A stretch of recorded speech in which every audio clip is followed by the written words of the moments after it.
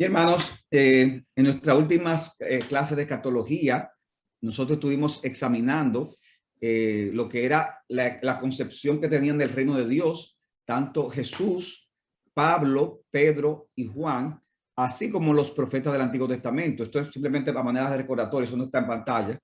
Y nosotros establecimos algunas reglas de hermenéutica, reglas de interpretación, como la que dice que los pasajes oscuros y simbólicos de la Escritura deben de verse a la luz de los pasajes claros y llanos. También veíamos cómo las profecías del Antiguo Testamento, esa era otra regla, deben ser interpretadas de la misma manera en que Cristo y los apóstoles lo hicieron. Y procuramos demostrar que cuando se toman estas y otras reglas de interpretación en cuenta, la escatología bíblica termina siendo mucho más sencillo de lo que se pensaba. ¿Cuál es el orden que nosotros en ese sentido proponemos de cómo van a ser los eventos escatológicos? Ustedes pueden ver este cuadro aquí. El cuadro presenta la historia de la redención, que comienza con la muerte y resurrección de Cristo. Antes de la muerte y resurrección de Cristo estábamos bajo el viejo pacto, que es el pacto mosaico. Luego de la primera venida de Cristo, muerte y resurrección, entonces entramos a lo que es la era de la iglesia, o que es lo mismo que el nuevo pacto, como ustedes pueden verlo ahí en la pantalla. Luego eso va a tener esa era de la iglesia va a concluir con el regreso de Cristo. Sabemos que hay eventos que precederán a la venida de Cristo, como mencionamos, pero el evento que da fin, por decirlo así, a este siglo, a este tiempo y a esta era de la iglesia es el regreso de Cristo, y junto con el regreso de Cristo ocurrirá entonces la resurrección general y el juicio final. ¿Y qué va a pasar? Que entonces entramos al estado eterno. Los incrédulos serán llevados al castigo eterno, como dice la palabra, y los justos a la vida eterna. Es el esquema que se conoce como el amilenialismo, que es lo que hemos presentado en pantalla. Hermanos, yo quiero decir algo que lo he dicho en todas las clases y lo quiero repetir en esta clase, hermanos. No todos los cristianos tienen la concepción de la escatología como la que tenemos nosotros y que está presentada en esa pantalla. Hay hermanos que ya me lo hemos mencionado, son postmilenialistas, ven el concepto del reino de 1000 años, aunque no necesariamente literalmente 1000, y después entonces hablan de la venida de Cristo, y la concepción que tienen de ese reino es un reino que será, la era de la iglesia será producirá una cristianización del mundo antes de la venida de Cristo.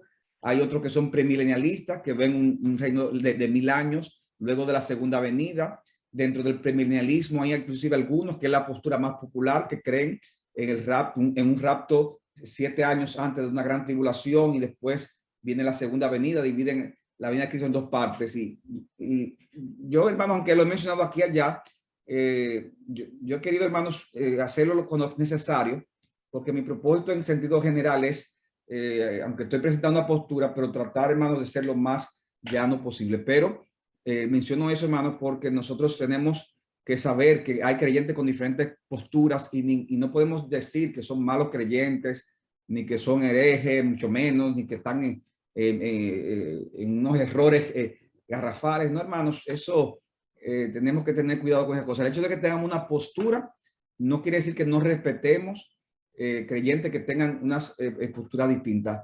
Lo más importante es que todos creemos que Cristo vuelve, y que habrá resurrección, habrá juicio, y habrá infierno y habrá cielo.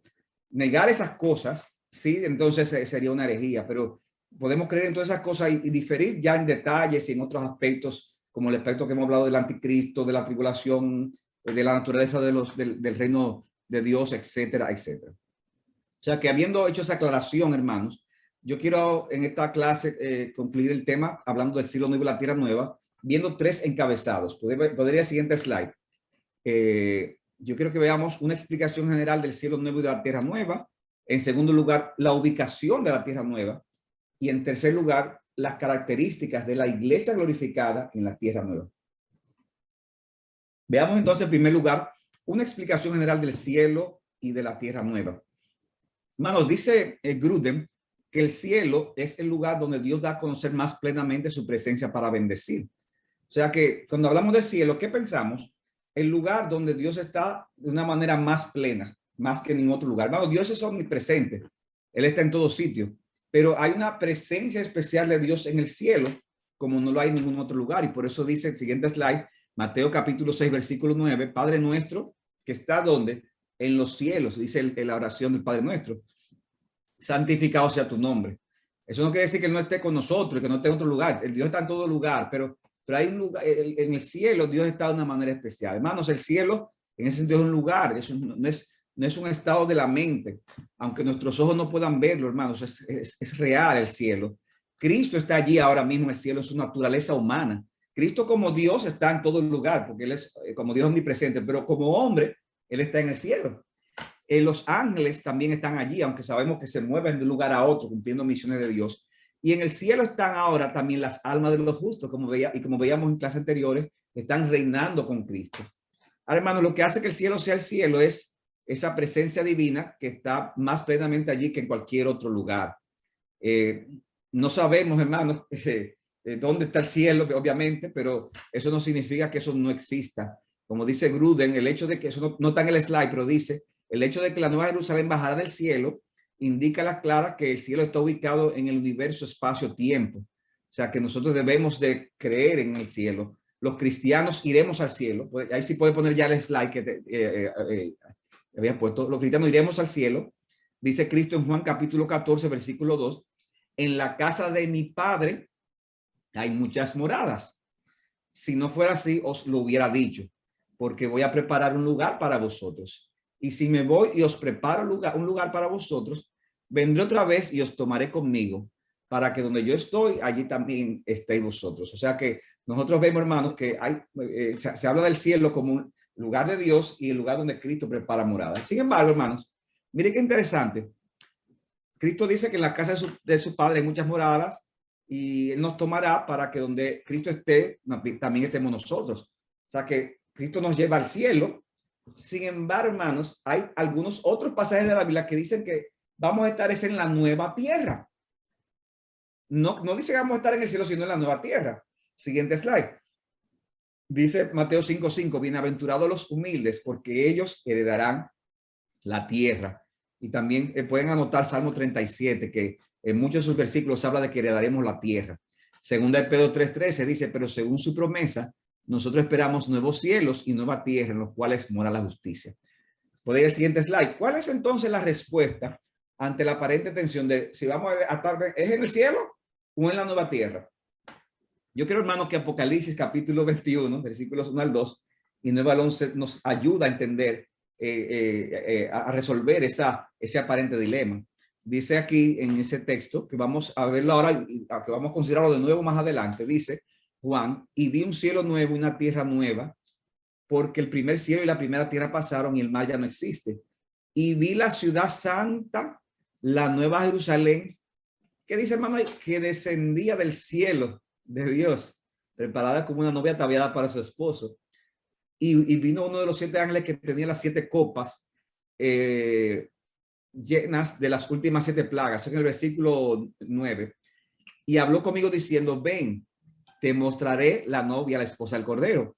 Y me llevó en el espíritu a un monte alto y grande y me mostró de nuevo la ciudad santa Jerusalén, que descendía del cielo y tenía la gloria de Dios. O sea que, ¿qué es lo que estamos diciendo, hermano? Que esa presencia de Dios que está en el cielo, como no lo está en ningún otro lugar, dice que va en un momento dado a descender. De modo que en esa nueva tierra va a estar también esa presencia plena de Dios. Porque ahí, en esa nueva tierra estará Jesucristo en su naturaleza humana y todo el pueblo glorificado junto con él. De modo que podemos decir que esa nueva tierra será como si, es como si dijéramos, sería el cielo para nosotros. ¿Por qué? Porque va a estar esa presencia plena de Dios en el cielo, que está ahora en el cielo, también estará en esa nueva tierra. O sea que, hermanos, eso es lo que, en primer lugar, una explicación general del cielo y de la tierra nueva. Segundo lugar, la ubicación de la tierra nueva. ¿Dónde será esa nueva tierra? Hay algunos que entienden que cuando se habla de la nueva tierra, se habla de una tierra completamente nueva que Dios va a crear. Es decir, que Él va a aniquilar esta tierra, va a dejar de existir y va a crear otro mundo. Pero hermanos, yo entiendo, que en base a los pasajes que hablan de la nueva tierra, o que los pasajes que hablan de la nueva tierra, perdón, se refieren, hermanos, oigan bien, se refieren a esta misma tierra que va a ser transformada. Repito, ¿dónde va a estar? ¿Cuál va a ser esa nueva tierra? Esta misma tierra en la que estamos ahora y que va a ser transformada. Y yo quiero dar, hermanos, 3 razones por las cuales yo pienso esto. Hermanos, yo digo, respeto a creyentes que puedan pensar que no, que va a ser otro mundo, que este va a ser totalmente aniquilado, pero yo creo que es esta misma tierra y voy a dar 3 razones. La primera, hermanos, algunos pasajes de la Biblia apuntan a la realidad de que esta tierra será completamente renovada. Dice Apocalipsis capítulo 21, versículo 24 a 26, hablando en el contexto de la nueva tierra, dice, y las naciones andarán a su luz, y los reyes de la tierra traerán a ella su gloria, y luego sigue diciendo, sus puertas nunca serán cerradas de día, pues allí no habrá noche, y traerán a ella la gloria y el honor de las naciones. Hermano, ese texto para mí no tendría mucho sentido si Dios va a aniquilar esta tierra y va a ser otro mundo completamente distinto. Aquí se habla, hermano, de que esa identidad nacional se va a manifestar de alguna manera en esa nueva tierra. Entonces, sería extraño pensar que estamos hablando de algo aniquilado y que entonces va y como quiera hablar de que las naciones andarán a la luz y de la gloria que habrá en esa nueva tierra, etcétera, etcétera. Miren este otro texto, Romanos capítulo 8, que todavía para mí mucho más claro. Dice Pablo, pues considero que los sufrimientos de este tiempo presente no son dignos de ser comparados con la gloria que nos ha de ser revelada. Y oigan esto, hermanos, porque el anhelo profundo de la creación, hermanos, ¿de cuál creación? ¿De cuál creación? De esta creación. El anhelo profundo de la creación es aguardar ansiosamente la revelación de los hijos de Dios, hablando del momento cuando haya esa glorificación. ¿Por qué? Porque la creación fue sometida a vanidad, hablando de la maldición de la tierra por causa del pecado. Dicen, no de su propia voluntad, sino por causa de aquel que la sometió, en la esperanza de que, versículo 21, la creación misma será también liberada de la esclavitud de la corrupción a la libertad de la gloria de los hijos de Dios. Hermano, aquí está hablando de que la creación va a ser liberada ¿de qué? De la esclavitud del pecado, no que va a ser destruida, sino que el pecado, esa maldición es que va a ser eliminada. Versículo 22, pues sabemos que la creación entera gime y sufre ahora dolores de parto. Y no solo ella, sino que también nosotros mismos, que tenemos las primicias del Espíritu, aún nosotros mismos gemimos en nuestro interior, aguardando ansiosamente la adopción como hijos, la redención de nuestro cuerpo. Es nuestro cuerpo, hermano, que va a ser transformado. ¿Y qué está diciendo? La creación misma va a ser transformada. Ya está gimiendo. Es como una mujer que está con los dolores de parto. Entonces, ¿qué pasa? Ella sufre por esos dolores de parto. Pero cuando el niño nace, ¿qué pasa? Se mata la mamá para buscarle otra al niño. No, hermano. La mamá es liberada de esos dolores y vuelve otra vez al gozo y a la felicidad ahora que ha nacido su hijo. Y lo mismo va a pasar con la creación. Va a ser liberada, hermanos, de esa maldición del pecado. Claro, es una forma metafórica de hablar, para disfrutar de la transformación que vendrá cuando nosotros también seamos transformados. O sea que, en primer lugar, yo creo que la nueva tierra va a ser esta misma tierra transformada, porque hay pasajes en la Biblia que apuntan a una tierra completamente renovada. Segundo lugar, en los pasajes de segunda de Pedro capítulo 3, versículo 13, y Apocalipsis 21, la palabra griega para nuevo que se usa es la palabra kainos, no neos. La palabra neos en griego, hermanos, significa nuevo en tiempo y origen, pero la palabra kainos significa nuevo en tiempo o calidad, en tiempo o calidad. Entonces, por eso es que, hermanos, y eso creo que había mencionado algo de eso en una clase anterior. En 2 de Pedro capítulo 3 dice que el mundo va a ser destruido ¿cómo? Por fuego, ¿verdad que sí? Eso lo vimos cuando vimos el reino de Dios según Pedro. Dice 2 de Pedro capítulo 3, versículo 16, por lo cual el mundo de aquel entonces fue destruido por agua, es inundado por el agua, pero los cielos y la tierra actual están reservados por su palabra para el fuego. Ahora, hermano, miren qué interesante esta comparación. Cuando el mundo antiguo fue destruido por el diluvio, Dios creó otro mundo completamente distinto. No, hermano, Dios no creó otro mundo completamente distinto. Dios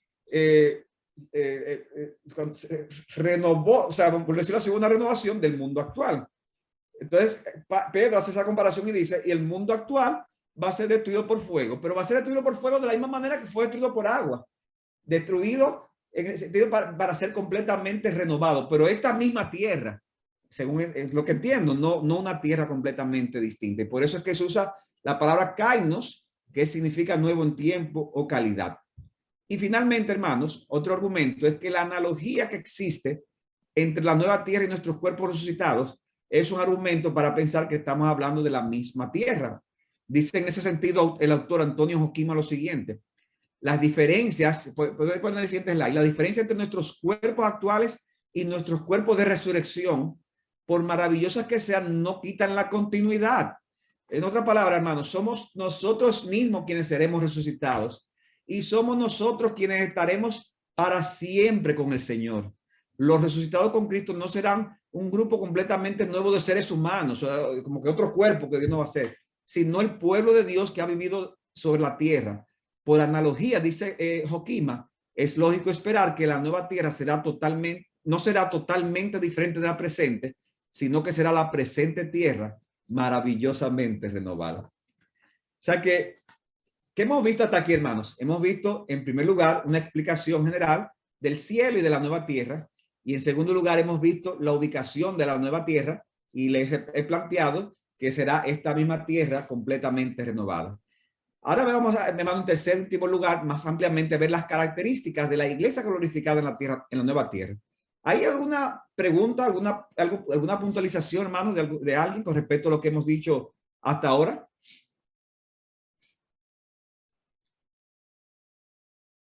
¿Alguna pregunta o todo está hasta ahora está algo que no haya quedado claro? Bien, si no hay ninguna pregunta, entonces, hermanos, vamos a pasar a nuestro tercer encabezado y es el que vamos a ver de una manera más amplia. Y es las características de la iglesia glorificada en la nueva tierra. Yo quiero que todos, hermanos, vayamos a Apocalipsis capítulo 21. Vayan todos con yo creo que tengan sus Biblias abiertas o sus aparatos electrónicos en Apocalipsis 21, porque yo quiero, hermanos, que cada cosa que yo vaya a decir aquí, ustedes lo vean ahí en la palabra. Hermanos, al hablar de las características de la iglesia glorificada en la nueva tierra, de alguna forma nosotros hemos visto alguna que otra cosa sobre todo en los pasajes que vimos de los profetas del Antiguo Testamento, pero yo quiero ver este tema de una manera más detallada, limitándome a Apocalipsis 21, capítulo 21 al 22:5. Dice Derek Thomas: todo lo que se arruinó en la creación antigua se repara y hermosea en la creación nueva. Se trata del paraíso restaurado con creces. O sea que la nueva tierra, hermano, ¿qué es? El jardín del Edén, pero con creces, o sea, mucho mejor, mucho más exceso que lo que fue ese paraíso.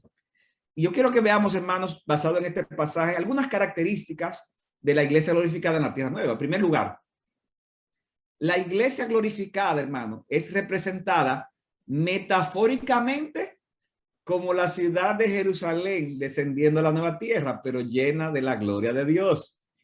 Hermanos, yo quiero repetir eso. La iglesia glorificada es representada metafóricamente como la ciudad de Jerusalén descendiendo a la nueva tierra. O sea, es una metáfora que se está usando aquí. Dice Apocalipsis 21, leo de nuevo ese texto. Entonces vi un cielo nuevo y una tierra nueva, porque el primer cielo y la primera tierra pasaron y el mar ya no existe. Hermanos, nosotros tenemos que tener cuidado de nuevo con querer hacer interpretaciones supuestamente literales sin tomar en cuenta el género literario. Hermano, cuando tomamos en cuenta los géneros literarios que hay en la Biblia, entonces nosotros tenemos que tener esos principios, tener en cuenta ese principio, ese aspecto, porque si no podemos caer en explicaciones que a veces pueden no tener sentido. Y hay textos en la Biblia que son escritos de una manera narrativa, hay narraciones, hay afirmaciones doctrinales, hay género apocalíptico, como es el libro de Apocalipsis, como es donde está llena de metáforas. Y, hermano, yo pienso que muchas personas bien intencionadas, cuando ven esto pasa, se emocionan tanto, pero con lo que dicen, pero no toman en cuenta el aspecto metafórico de lo que aquí se dice. ¿Qué dice Juan que vio, hermano? Yo lo voy a demostrar. Versículo 2 del capítulo 21. Yo vi la ciudad santa, la nueva Jerusalén que descendía del cielo. Y algunas personas explican eso. Y dicen, no, tú ves, es literalmente una ciudad que descendió del cielo. El problema, hermano, es que dice el texto que descendía del cielo Dios preparada como que una ¿qué? Como una novia ataviada para su esposa. Ya aquí hay problemas si usted lo interpreta literal. O sea, porque usted está diciendo que la ciudad es una novia. O sea, es con un velo. No, hermano, es una metáfora. Y esa metáfora, hermanos, apunta no literalmente a una ciudad, sino que esa es una metáfora que habla de la iglesia, de nosotros, hermanos, en nuestro estado glorificado. Por eso dice el versículo 9, vino uno de los 7 ángeles que tenía las 7 copas llenas de las últimas 7 plagas y habló conmigo diciendo, ven, te mostraré qué. Hermanos, ¿qué fue lo que el ángel le dijo a Juan? Yo quiero que lo vean, hermanos, versículo 9. ¿Qué fue lo que el ángel le dijo a Juan que le iba a mostrar? Ven, te mostraré la novia, la esposa del Cordero. Hermano, ¿quién es la esposa del Cordero? Una ciudad física. No, hermano, la iglesia, nosotros. Pero dice que, ven, te voy a mostrar la esposa del Cordero. Y dice el versículo 10, entonces me llevó en el espíritu a un monte grande y alto y me mostró la ciudad santa, Jerusalén, que descendía del cielo de Dios. Pero ¿por qué dice que le va a mostrar la esposa del Cordero si lo que le muestra es una ciudad?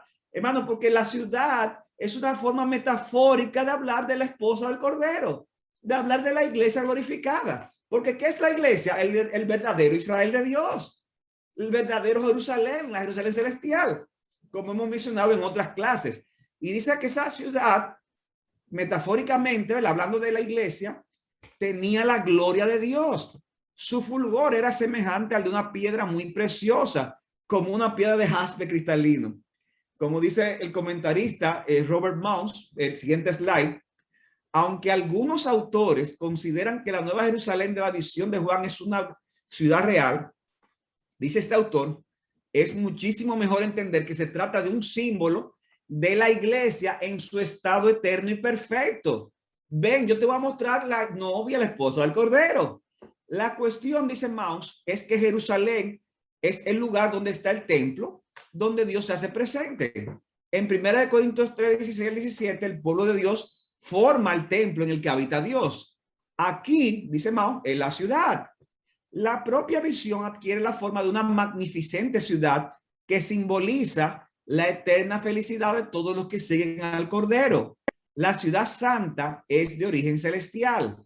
Eso desciende de Dios. O sea, buena gente especulando. Entonces desciende del cielo. O sea, que va a descender. Hermanos, aquí lo que está hablando es, de nuevo, una forma metafórica para hablar de que esta iglesia no es de origen terrenal, es de origen celestial. Fue Dios que se inventó la iglesia.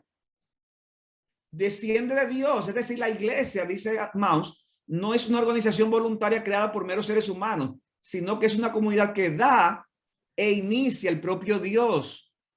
La Nueva Jerusalén desciende del cielo ataviada como una novia para su marido. Los adornos se describen en detalle en los versículos 11 al 21. Manos, está claro, para mí está claro. O sea, que Juan, esa ciudad celestial que vio Juan, dice, esa es la esposa del Cordero. Y sabemos, hermano, que la iglesia es la esposa del Cordero. Entonces, hermano, cuando vamos a Apocalipsis 21, tenemos que tener cuidado porque aquí se usan muchas metáforas. No podemos coger cada aspecto de una manera literal sin tomar en cuenta el género literario. Hay que ver qué significa, por qué se usa cada figura. Por ejemplo, dice ahí que el mar ya no existe. Y yo he escuchado, hermanos, buenos maestros diciendo, eso quiere decir que la Nueva Jerusalén, ahí lo dice claramente, no va a haber mar. El mar no va a existir.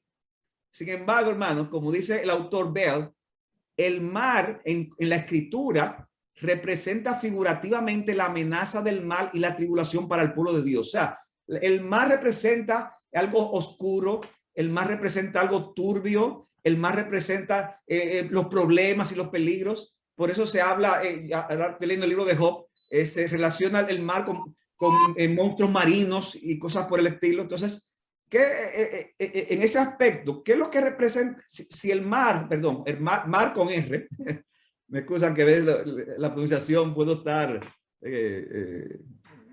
puedo haberme equivocado. Si el mar con R representa esas cosas, ¿qué es lo que está diciendo?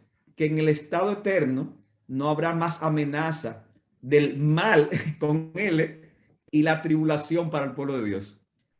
En la nueva tierra no va a haber amenaza de mal, no va a haber amenaza de tribulación para el pueblo de Dios, porque en el estado eterno todo eso será eliminado. O sea, pastor, que sí va a haber mar en la nueva, aguas en la nueva tierra, hermanos. Ese no es el punto, entiéndanme.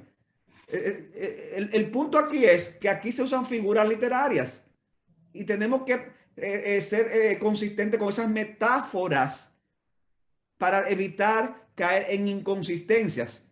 Porque si usted va a interpretar que el mar no existe de una manera literal, entonces también vamos a decir que la ciudad es una ciudad literal. Pero no puede ser literal porque ya vimos que la ciudad es la esposa del Cordero, como una novia ataviada. Entonces, lo que hay que preguntarse es qué representa cada una de esas metáforas. O sea, que si va a haber un mar o no va a haber, yo no sé, hermanos. Yo lo que sí digo es lo que representa el mar con R en el mundo y por qué en ese sentido es de una manera metafórica que se dice que en la nueva tierra no va a haber mar, porque ya no habrá tribulación para el pueblo de Dios. Segunda característica, la iglesia glorificada tendrá la presencia de Dios de una manera intensificada. En esa nueva tierra, la iglesia glorificada tendrá la presencia de forma intensificada. Versículo 3 de capítulo 21 dice, entonces oí una voz que decía desde el trono, el tabernáculo de Dios está entre los hombres y él habitará entre ellos y ellos serán su pueblo y Dios mismo estará entre ellos. Además, es hermoso esto. O sea, cuando Cristo se hizo carne, dice Juan 1:14, hizo su tabernáculo entre nosotros. Y la iglesia disfruta de la presencia especial de Dios, sobre todo cuando nos reunimos cada primer día de la semana. Pero, hermanos, en ese momento, en la nueva tierra, esa presencia va a estar de una manera mucho más intensificada como no lo ha estado antes. En esa nueva tierra, en la iglesia glorificada. Tercera característica, son como 8 o 9 características, hermanos. Tercera característica, la iglesia glorificada gozará en aquel día en la nueva tierra de un consuelo y de un cuidado total y permanente, ya que serán erradicados todos los efectos destructores del pecado. Dice versículo 4, él enjugará toda lágrima en sus ojos, ya no habrá muerte, ni habrá duelo, ni habrá clamor, ni dolor, porque las primeras cosas pasaron. Versículo 5, el que está sentado en el trono dijo, yo hago nueva todas las cosas, y añadió, escribe porque estas son palabras fieles y verdaderas. Versículo 6, dice ahí, lo pueden ver ahí en pantalla, también me dijo, hecho está, yo soy el alfa y el omega, el principio y el fin, al que tiene sed yo le daré gratuitamente de la fuente del agua de la vida. Versículo 7, el vencedor le dará todas las cosas y yo seré su Dios y él será mi hijo. Versículo 8, pero los cobardes, incrédulos, abominables, asesinos, inmorales, hechiceros, idólatras y todos los mentirosos tendrán su herencia en el lago que arde con fuego y azufre, que es la muerte segunda. ¿Y cuál es el énfasis aquí, hermanos? No habrá, los efectos destructores del pecado no estarán en esa nueva tierra. Todos esos pecadores no redimidos serán echados, serán condenados en el lago de fuego, en lo que es la muerte segunda. Cuarto principio, la iglesia glorificada, hermano, esto es hermoso, la iglesia glorificada estará representada por la totalidad del pueblo de Dios, judíos y gentiles, del antiguo y del nuevo pacto. La iglesia glorificada, hermanos, estará representada por la totalidad del pueblo de Dios, judíos y gentiles del antiguo y nuevo pacto. Es decir, los que eran del antiguo pacto van a ser unidos a esa iglesia glorificada. Y ahí estará la totalidad del pueblo de Dios. Y por eso es que yo entiendo que dice en Apocalipsis 21, versículo 12, que la ciudad tenía un muro grande y alto con 12 puertas. Y en las puertas 12 ángeles. Y en las puertas estaban escritas los nombres ¿de qué? De las 12 tribus de los hijos de Israel. Hablando del pueblo de Dios de Israel del antiguo pacto. Pero dice que el muro de la ciudad tenía 12 cimientos. Y en ellos estaban los 12 nombres. ¿De quién? De los 12 apóstoles del Cordero, que representan el fundamento de la iglesia de Cristo del Nuevo Testamento. O sea que ahí va a estar la totalidad del pueblo de Dios, del Antiguo y del Nuevo Testamento. Y recuerda, hermano, cuando habla de muro grande, de 12 puertas, hermanos, es una forma metafórica de hablar de la iglesia. Yo tengo que repetirlo, hermano, porque yo puedo decirlo después, leer otro texto y ya están pensando en que va a haber puertas, que va a haber cimiento, hermano. Es de la iglesia que está hablando. La iglesia glorificada de una manera metafórica. Y en esa iglesia estarán judíos y gentiles del antiguo y del nuevo pacto. Quinta característica. La iglesia glorificada será amplia, o sea, será grande, será perfecta y será hermosa en todas sus partes. Será amplia, perfecta y hermosa en todas sus partes. Versículo 15. El que hablaba conmigo tenía una vara de medir de oro para medir la ciudad, sus puertas y sus muros. Versículo 16. La ciudad está sentada en forma de cuadro y su longitud es igual que su anchura. Y midió la ciudad con la vara 12,000 estadios. Su longitud, anchura y altura son iguales. Versículo 18. El material del muro era de jaspe y la ciudad era de oro puro, semejante al cristal puro. Los cimientos del muro de la ciudad estaban adornados con toda clase de piedras preciosas. Las 12 puertas eran 12 perlas. Cada una de las puertas era de una sola perla. La calle de la ciudad era de oro puro, como cristal transparente. Mano, yo he escuchado personas que ven eso y lo ven hasta literal así, de que esa ciudad es una ciudad y va a medir exactamente cada una de esas cosas que menciona ahí. Y hermanos, entonces ahí perdemos de vista el hecho de que es una metáfora, porque esa ciudad, ya Juan ha dicho al principio, que es la iglesia, la novia del Cordero. Somos nosotros, de modo que no puede estar hablando literalmente de una ciudad y que mire literalmente eso, tal como se menciona ahí. Debemos ser consistentes, hermano, con el género literario. Y si somos consistentes con ese género literario, ¿qué estamos diciendo? Que esa iglesia glorificada será perfecta, será completamente balanceada. Ahí no habrá ningún desperfecto, hermano. Seremos completamente perfeccionados, como lo hemos dicho. Brillará en nosotros la hermosura del Señor. Hermanos, ¿qué hace más sentido cuando tomamos en cuenta estas cosas? Bueno, eso es lo que hace sentido. ¿Por qué? Porque es la novia del Cordero, una novia que está hermosa, de una forma preparada de una manera bella y hermosa. ¿Para qué? Para su marido, para la consumación del matrimonio. Y eso es lo que se presenta aquí. La iglesia glorificada será amplia, perfecta y hermosa como todas sus partes. Hay interesante que me dice Luis Felipe, que me escribe aparte, se describe un cubo, no una ciudad, con dimensiones exactas en todos los lados. Es increíble que aún con esa nota hay personas que dicen, no, eso es literal y es la ciudad, pero la ciudad va a ser como un cubo entonces, pero de nuevo, hermanos, hay que tomar en cuenta el significado de las metáforas que vemos en este pasaje.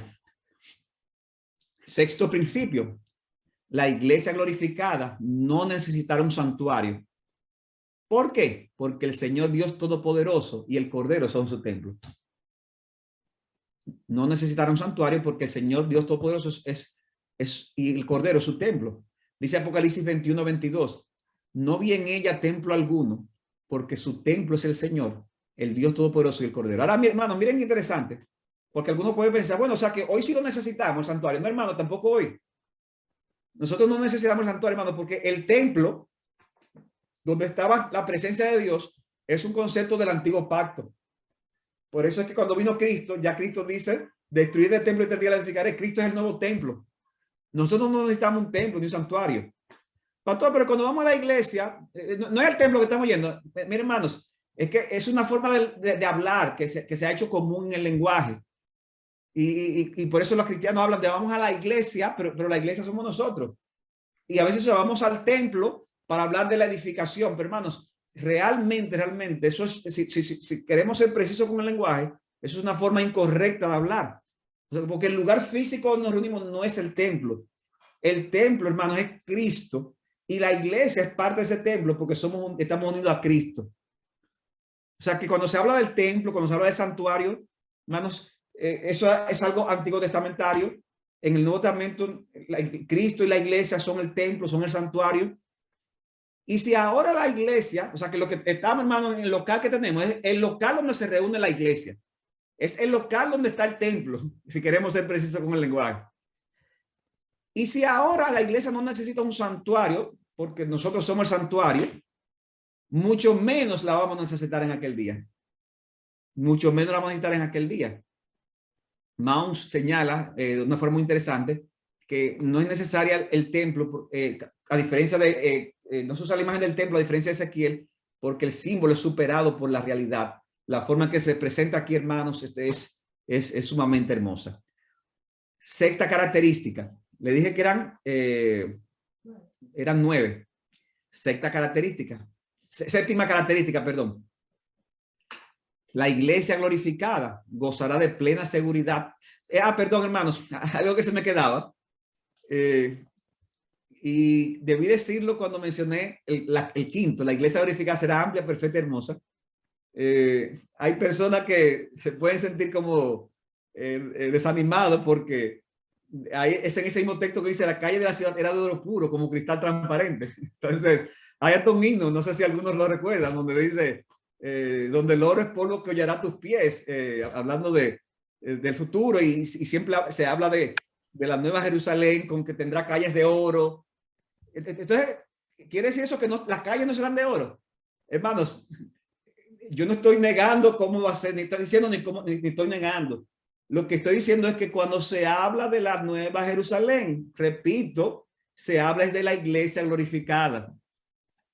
De modo que al ver cada una de las partes que componen esa ciudad, sean las puertas, sea el cimiento, sean las calles, sean las columnas, hermanos, es de la iglesia que está hablando nosotros de manera metafórica. ¿Y qué está hablando de eso? De que la iglesia será amplia, perfecta y hermosa en todas sus partes. Eso lo había visto en la característica número 5, pero quería que me había pasado mencionar ese detalle. Séptima característica, la iglesia glorificada gozará de plena seguridad y sin la posibilidad de que entre allí el pecado. Gozará de plena seguridad y sin la posibilidad de que entre allí el pecado. Dice el versículo 23. La ciudad no tiene necesidad de sol ni de luna que la iluminen, porque la gloria de Dios la ilumina y el Cordero es su lumbrera. Las naciones andarán a su luz, perdón, y los reyes de la tierra traerán a ella su gloria. Sus puertas nunca se cerrarán de día, pues allí no habrá noche, y traerán a ella la gloria y el honor de las naciones. Jamás entrará en ella nada inmundo, ni el que practica abominación y mentira, sino solo aquellos cuyos nombres están escritos en el libro de la vida del Cordero. O sea que, hermano, de nuevo, si partimos de que son metáforas, el tema, no podemos ir a este texto y decir, eso quiere decir que no va a haber noche en la nueva tierra, en el sentido de las estaciones, de los cambios que hay día y noche. O sea, lo que estamos diciendo, hermano, lo que tenemos de ver ahí es cuál es la metáfora, qué es lo que quiere transmitir la metáfora. Hermano, la noche en esa época era señal de mucha inseguridad.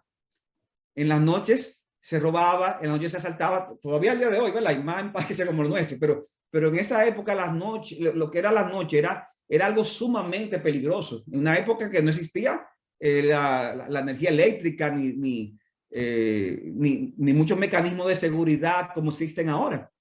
Y que entonces, ¿cuál es la idea? De que la iglesia glorificada gozará de plena seguridad. Eso es lo que quiere transmitir. O sea que no habrá noche. Hermano, yo no sé si no habrá día o no habrá, cómo va a ser exactamente ese punto. Mi punto aquí es, habrá plena seguridad. Y parte de esa seguridad, no solamente seguridad física, sino seguridad de que el pecado no entrará allí. Del pecado no vendrá a hacer daño. ¿Por qué? Porque dice que jamás entrará en ella nada inmundo, ni el que practica la abominación y mentira. Siguiente slide. Mientras que las naciones en el mundo buscan de diferentes formas hacer guerra contra el pueblo de Dios, en la nueva tierra no habrá más amenaza para el pueblo de Dios. Todos los que están allí serán parte de la adoración al Cordero, mientras que todo enemigo le será imposible entrar allí. Jamás entrará en ella nada inmundo, ni el que practica abominación y mentira, sino solo aquellos cuyos nombres están escritos en el libro de la vida del Cordero. La octava característica, hermanos, es la siguiente. La iglesia glorificada, metafóricamente hablando, tendrá un río de agua de vida, así como el árbol de la vida que se menciona en el huerto del Edén. Miren miren conmigo Apocalipsis 22, del 1 al 2. Después el ángel me mostró un río de agua de vida, resplandeciente como el cristal, que salía del trono de Dios y del Cordero. Hermanos, evidentemente es una figura, de una forma, una metáfora. Y dice, en medio de la calle de la ciudad, perdón, que salía ese río. Y a cada lado del río estaba el árbol de la vida, que produce 12 clases de frutos, dando su fruto cada mes, y las hojas del árbol eran para sanidad de las naciones. Y hermanos, evidentemente que es una metáfora. ¿Por qué una metáfora, hermanos? El mismo texto ahí lo dice. Dice que a cada lado del río estaba el árbol de la vida. Pero ¿cómo puede estar a cada lado del río el árbol de la vida? Si es un árbol, ¿cómo puede estar a cada lado?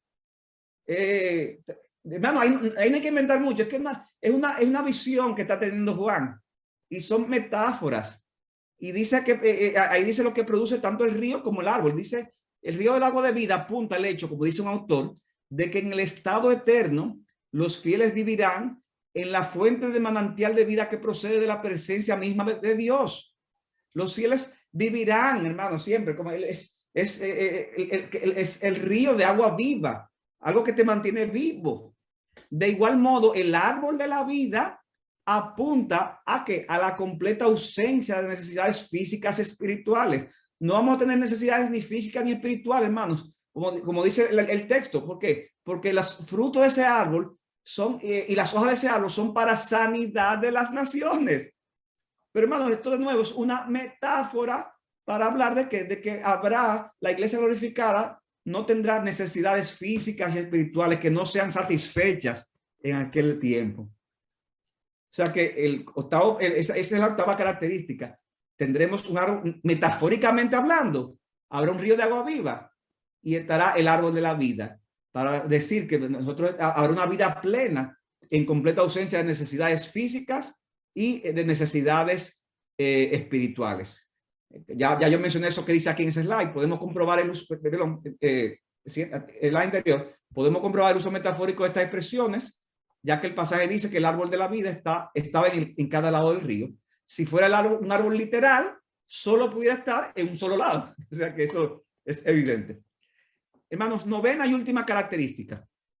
La iglesia glorificada servirá permanentemente en un ambiente de intimidad perfecta y gozaremos de una intimidad perfecta con Cristo, reinando junto con Él por toda la eternidad.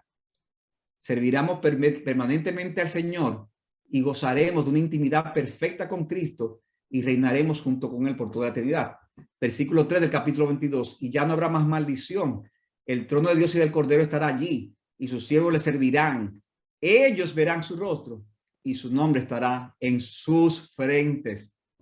O sea, oye lo que dice hermano ahí, el nombre de Cristo va a estar en nuestras frentes. O sea que vamos a tener un tatuaje en el frente. No, hermano.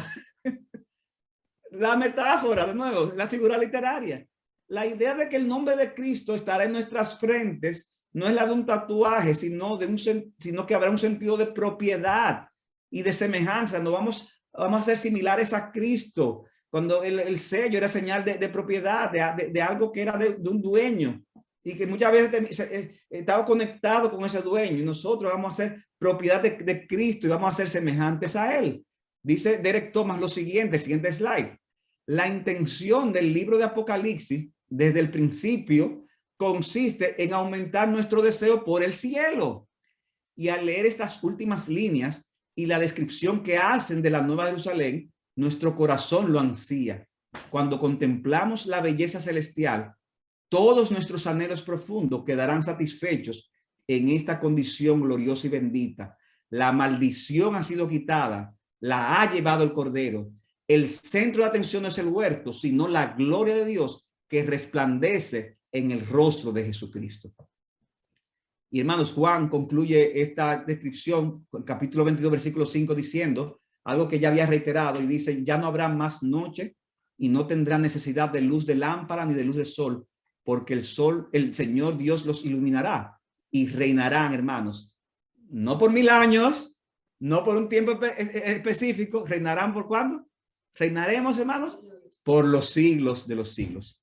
Y aquí, hermanos, concuerdo con el autor Belt en la siguiente slide, que dice lo siguiente: nada del viejo mundo podrá impedir que la gloriosa presencia de Dios llene completamente el nuevo cosmos o que los santos tengan acceso incesante a esa presencia divina. Hermano, nada lo va a impedir.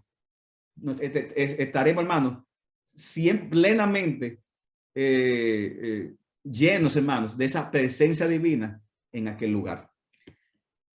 Mi hermano, y con esto concluimos esta clase, hermanos, que hemos dado de la cielo nuevo y la tierra nueva, y como hemos mencionado también de la serie que hemos dado de eventos del fin. Hermano, yo quiero decir algo, y es que nosotros hemos dicho muchas cosas en estas 9 clases.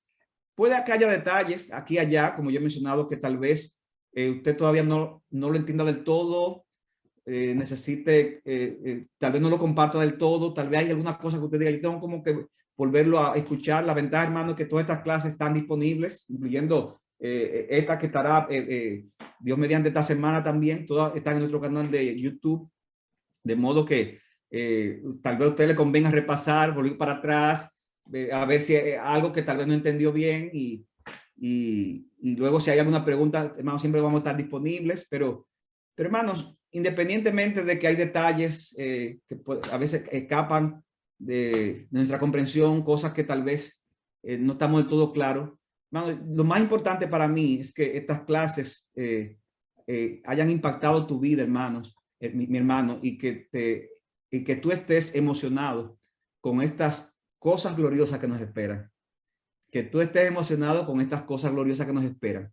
Y yo quiero, hermanos, concluir primero con una cita de Grudem, que es la forma en que él concluye su teología sistemática, un poquito larga, pero, hermanos, es impresionante. Y yo quiero, hermanos, mencionar esta cita. Dice Grudem lo siguiente, hablando de la nueva tierra: en esa ciudad viviremos en la presencia de Dios.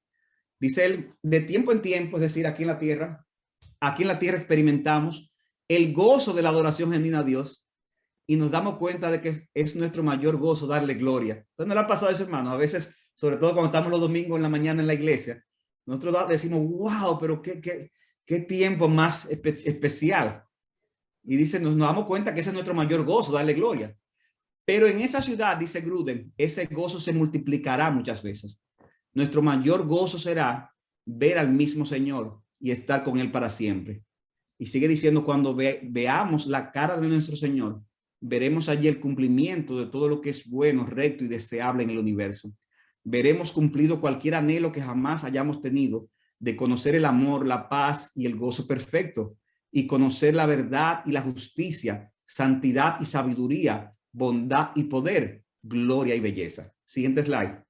Al contemplar la cara de nuestro Señor, conoceremos más plenamente que nunca que en tu presencia hay plenitud de gozo, en tu diestra deleites para siempre. Hermanos, tú te deleitas ahora, en ese momento, hermanos, ahí es que vamos a ver lo que es deleitarse en el Señor.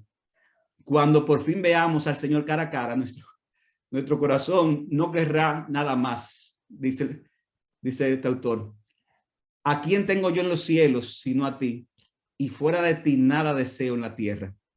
Con gozo en el corazón uniremos nuestras voces a la de los redimidos de todas las épocas, y con los poderosos ejércitos de los cielos cantaremos: Santo, Santo, Santo es el Señor Dios Todopoderoso, el que era, el que es y el que ha de ser. Amén.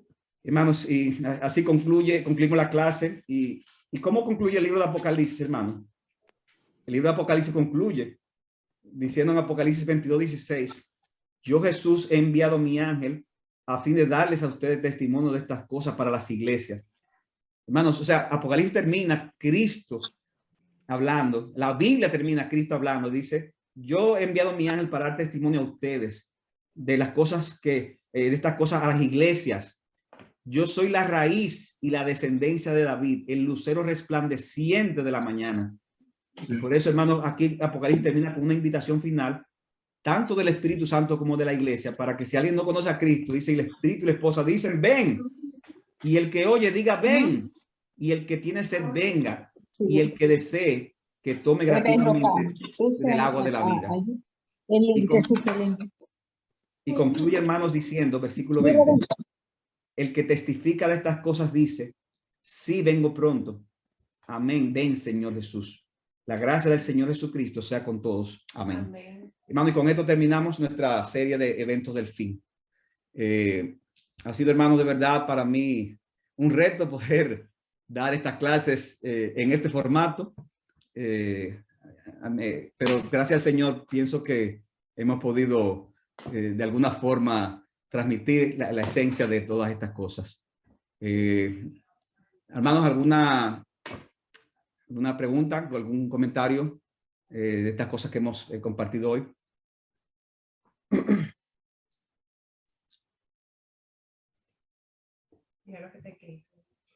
¿Perdón? El Salmo 100. ¿Alguna pregunta? Francisco. Francisco y después Sara, perdón, sí. Yo creo que lo más importante que hemos aprendido, aparte de los detalles del tiempo del fin, es cómo estudiar la Biblia. O sea, tenemos, para mí eso ha sido lo más importante. O sea, tenemos que leer la Biblia literalmente donde hay que interpretarla literalmente y ver donde hay figuras y símbolos, porque si no se nos va a armar un embrollo y las cosas no van a coincidir. Y en la Biblia hay lo que se llama una continuidad de la idea.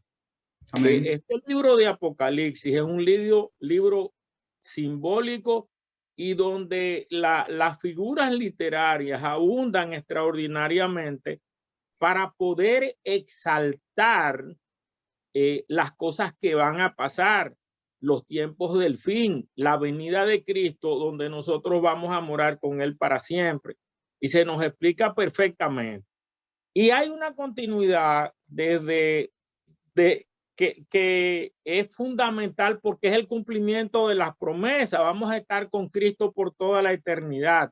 Y si vamos a estar con un cuerpo glorificado, libre de pecado, ya el pecado no se enseñorea más de nosotros. Ya eso pasó con la venida de Cristo al principio, pero al final no habrá ninguna posibilidad de que el pecado vuelva, porque ya hemos sido glorificados y estamos en la presencia del Señor. Eso es lo más importante. Eso es lo más importante, porque si no, entonces estaríamos como en el budismo con volvemos al pecado y nos quita el pecado. No. Dios nos prometió que cuando Jesús venga, ya ahí va a terminar todo. Los que nos vamos con el Señor para ser glorificados para siempre, seremos glorificados, y los otros van al juicio eterno. Eso me decía mi esposa estos días, que una de las cosas que más ella le ha gustado de esta clase es que le da un marco para poder entender la Biblia en sentido general. Nosotros no podemos ir a toda la Biblia para explicar cada cosa, pero esto de alguna forma creo que ayuda mucho, definitivamente. Y cuando uno toma en cuenta eso, ve más la unidad de la Biblia. O sea que estamos de acuerdo. Sara.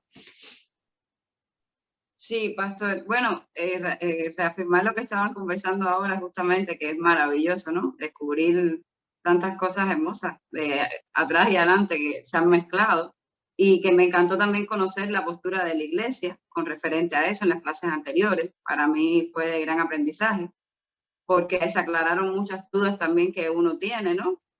Y fue hermosa, la clase de hoy fue hermosa. Quería felicitarlo, que el Señor le bendiga mucho. Le siga dando mucha sabiduría, porque ha sido bello. Gracias. Recuerden, hermanos, aprovechar que se mencionó lo de la postura. Gracias, Sara. Que, hermanos, eso no, para nosotros eso son posturas. Cuando hablamos ya de la postura, aquí estamos hablando de aspectos que no son esenciales para la fe. Y en ese sentido, nosotros como iglesia no tenemos problema de tener comunión con iglesias que tengan una postura diferente. Y en ese sentido, hermanos, hay, sobre todo gracias al Señor, en nuestro país hay una comunión muy hermosa entre pastores de diferentes posturas, hombres de Dios que son a respeto, y también hay hombres de Dios de otros lugares que yo también admiro. Y nada, hermanos, Una vez yo tenía una entrevista, estaba entrevistando a un hermano, amigo mío, que tengo mucho aprecio, que tenía una postura distinta a la mía en este tema. Y entonces él como quiera quería que yo le explicara la postura para un programa que le estaba haciendo. Entonces él me decía, porque tú explicas tal eso, pero por ejemplo, yo quiero que tú lo expliques bien, porque por ejemplo yo soy premilenialista y tal cosa. Entonces yo relajando le dije, bueno, pero que nadie es perfecto, o sea, que tú tienes que tener alguna debilidad, pero una forma de chance, hermanos, de hablar, pero definitivamente que tenemos que tener eso en cuenta. Ahora, lo mismo que yo estoy diciendo, hermanos, es lo que yo también aspiro que otros creyentes también lo entiendan. Y porque ya algo que yo tal vez critico es el hecho de que cuando tú estás en un lugar y que te enseñan algo y te enseñan como que eso es la única postura y que no hay otras más y no te cualifican, entonces por eso vienen las cosas. Entonces yo recuerdo cuando yo me convertí que yo pensaba que la única postura era la dispensacionalista y que esa era la postura, esa era la postura. Entonces, por eso generaba tanto choque cuando de repente tú comenzabas a ver otras cosas aquí y allá. Y el tema aquí es que debemos de tener esa, así como explicamos, esto no es lo esencial en otros aspectos. Lo mismo yo aspiro también y que también se digan de otro lado, porque a veces se hace un sobreénfasis de estas cosas que no es sano. Fíjense, hermano, nosotros tenemos 2 años como iglesia y esta es la primera vez que hablamos de algunos de estos detalles, porque nuestro énfasis como iglesia no es estar hablando de cada aspecto de la escatología, sino más bien del evangelio de Cristo, y incluyendo la segunda venida, pero como evento general, independientemente de los detalles. Luis Felipe y después Juni. Sí, Luis Felipe. Estoy ahí sin mute. Sí. Felicitarle, pastor, de verdad para mí ha sido bastante claro y animo a los hermanos que si han quedado con alguna duda o algún punto que no han entendido bien, que vuelvan y lo escuchen. He recibido algunas preguntas o alguna persona me han hecho la pregunta de cuál es el propósito de estudiar todo esto, de por qué nosotros nos empeñamos en ver los detalles de cuándo va a suceder esto, de que esto va a suceder después, o más bien, o sea, ¿por qué la escritura lo pone? El mismo libro de Apocalipsis, que tiene todas estas figuras y tiene todas estas revelaciones. ¿Cuál es el propósito y en qué nos ayuda eso ahora? Sí, bueno, vamos repitiendo que tal vez yo lo he dicho de una forma u otra.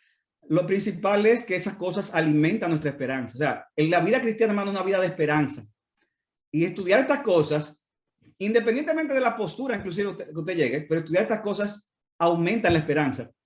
Entonces, uno tiene que estudiar esto por ese aspecto. En segundo lugar, es porque está en la Biblia. O sea, gracias por mencionarme eso, porque a mí me pasa también, así como digo que hay que tener cuidado de no fanatizarse con postura, también a veces me frustra un poco cuando digo cristiano que dice, bueno, como eso no es necesario para la salvación, yo ni me preocupo por eso. Lo importante es que el Señor viene y punto. Hermanos, esa forma no es la forma correcta, porque si el Señor fue que trajo todos esos temas y está en la Biblia, entonces si está en la Biblia es importante. Entonces uno tiene que aprender a estudiar la palabra y tratar de llegar a una postura. Puede ser que estudiándola usted no esté del todo claro, necesite, pero eso es distinto, pero eso está en la Biblia y todo lo que está en la Biblia es importante, hermanos. Todo lo que está en la Biblia, todo lo que está en la Biblia es para edificación, todo lo que está en la Biblia es para bendición. Entonces, yo animo a que los creyentes también estudiemos estas cosas, aun no sean cosas que tengan que ver algunos de esos aspectos con la salvación, porque si está en la palabra, hermanos, Dios nos la dio para nosotros. Y lo que decíamos ahorita también, dependiendo de cómo usted interprete esto, de qué postura usted tenga, sí, eso va a afectar el entendimiento que usted tenga de muchos pasajes de la Biblia. De muchos pasajes de la Biblia. O sea, ¿y qué estamos diciendo con los hermanos? Que aunque nosotros tenemos buena relación, buena comunión con creyentes, por ejemplo, que son dispensacionalistas, que es lo que más hay, si el ser dispensacionalista o no, va a ser una gran diferencia de muchos pasajes de la Biblia.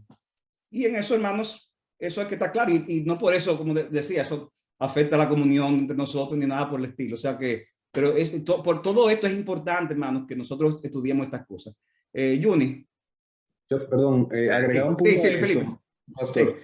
Sí. Que si nosotros entendemos como lo hemos entendido ahora la escatología y vemos algo como el libro de Apocalipsis, entendemos que algunas de esas cosas pasaron y están pasando, y nos ayuda también a interpretar muchas de las cosas que nosotros estamos viendo ahora, y no deja eso simplemente como que es algo hacia futuro, y claro, que nos permite a nosotros tener esa esperanza que usted decía y esa confianza en el Señor, pero nos ayuda a andar caminar esta carrera de la fe, tomando en cuenta el mismo propósito del libro de Apocalipsis, que fue a cartas de hermanos que estaban en persecución, en crisis y en una situación de aflicción. Entonces, si nosotros estamos preparándonos para momentos difíciles y viviendo momentos difíciles, pues el libro de Apocalipsis y la escatología son importantísimas. Aparte de que el mismo Señor Jesucristo dedicó tiempo para hablar de esto, como nosotros vimos, y para enseñarnos, nosotros debemos persistir en toda la enseñanza que el Señor nos dio. Amén. Pero Amén. definitivamente que tiene una importancia crucial para nosotros estar preparados para todo esto que está ocurriendo. Exacto. O sea que nosotros en la concepción nuestra, nosotros vemos el Apocalipsis como algo que ha ocurrido, que sigue ocurriendo y que va a ocurrir. O sea que incluye lo que está pasando en el mundo ahora, pero también incluye los eventos ya propiamente del fin. Juni Curio, perdón. Sí. Bueno, primero agradecer las clases. Realmente la escatología es un tema profundo, que leer bastante profundo, indagar bien. Y en ese sentido la clase ha sido muy buena. Y con el tema de las posturas que se toman sobre la escatología, que eso mismo lo que decías, que es importante siempre que de cualquier opinión que se tome, de cualquier postura que se tome, lo importante es que venga de un fundamento bíblico escrito, que uno pueda decir, bueno, de ahí viene esa opinión, que siempre el sustento sea la base, la matriz de la escritura. En ese sentido, eso es lo importante de todo. Sí, eso eso que tú dices, perdón, un paréntesis, eso que tú dices es importante porque hay personas, no, yo creo esto, pero yo creo eso porque fue lo que escuché cuando me convertí. Pero no, hermano, o sea, no, indaga, o sea, vea la palabra, analiza. Y independientemente de que llegue una postura distinta a otro, pero que tu fundamento sea la palabra, correcto, sí. Exacto, sí. Y sobre esta importancia de esa esperanza viva que se explica y de la gloria del nuevo cielo y tierra nueva, la iglesia renovada, eso es, como mencionabas, en el gozo que uno siente en la iglesia cuando canta y cuando tiene esa hermosa comunión y multiplicarlo por 1000, según se trata de describir con palabras para entenderlo. Eso nos infunde muchísima más esperanza, y ahí también una conclusión de la importancia grande de poder visualizar bien esta promesa. Amén, amén. Hermanos, de verdad, gracias por la nota. Yo espero que duerman bien algunos aquí. Yo creo que todos van a dormir bien. No es así, hermano Kenneth Baluchi, doña Vale, van a dormir bien ustedes dos, ¿verdad? Seguro que sí. Muchas gracias, pastor, de verdad, porque hay cosas que me dieron vergüenza que no se explicaron de otra forma. Entonces, eso me anima más a estudiar mejor la Biblia para entender las cosas como debe ser. Muy gracias, bien, hermano. Amén, amén. No tome café. Hermano, hay un hermano que yo siempre lo he mencionado que se conecta algunas veces, que es Alex Torres. Él está desde California y Alex, me gustaría que tú aproveches y digas algo aquí, y como esta es nuestra última clase, entonces, para que digas algo y después para que pedirte si tú puedes despedir en oración, si es posible. Claro, hermano. Muchas gracias, Rafael. Bueno, primero que nada, decir y confesar de que mi amistad con Rafael comenzó hablando de este tema en una conferencia de expositores, abriendo mi corazón con él, diciendo, hermano, necesito ayuda.